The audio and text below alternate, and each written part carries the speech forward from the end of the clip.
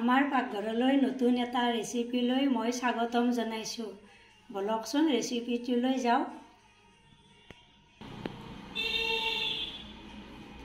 এয়া মই মাছৰ পেটু আৰু মাছৰ কণী ইয়াত দি ল'ম, অলপ ভাজি ল'ম।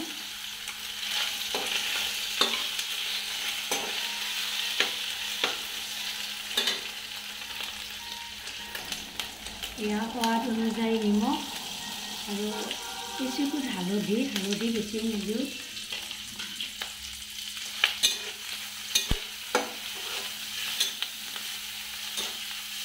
ভালদৰে ভাজি লওঁ এইখিনি। এয়া জলকীয়া দিম 3টামান, শুকান জলকীয়া।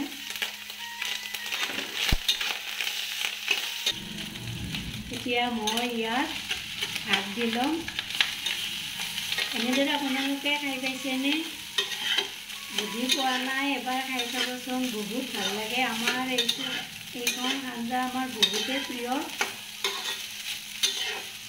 মাছৰ পেটু থাকিলে আৰু মাছৰ কণী থাকিলে মই এইখন আঞ্জা বনাওঁৱেই। এইখিনি অলপ সময় ভাজি ল'ম।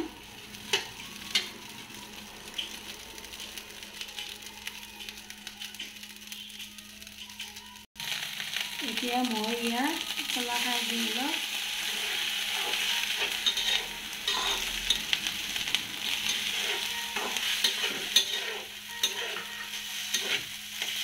এইখিনি ভালদৰে ভাজি ল'ম। এইটো ৰেচিপিয়ে কাৰ কাৰ প্ৰিয় জনাবচোন।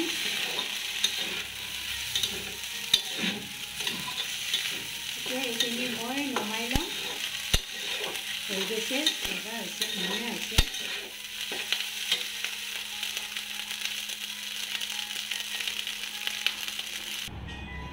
এয়া মোৰ মাছৰ পেটু খাৰলিৰে সৈতে এটা নতুন ৰেচিপি তৈয়াৰ হৈ গ'ল। খাবলৈ বৰ ভাল লাগে দেই, কিন্তু খোৱা নাই যদি এবাৰ খাই চাবই। ৰেচিপিটো চাই কেনে পালে জনাবচোন। ভাল লাগিলে লাইক কমেণ্ট কৰিব আৰু মোৰ চেনেলটো ছাবস্ক্ৰাইব কৰি দিব। ৰেচিপিটো শেষলৈকে চোৱাৰ বাবে ধন্যবাদ।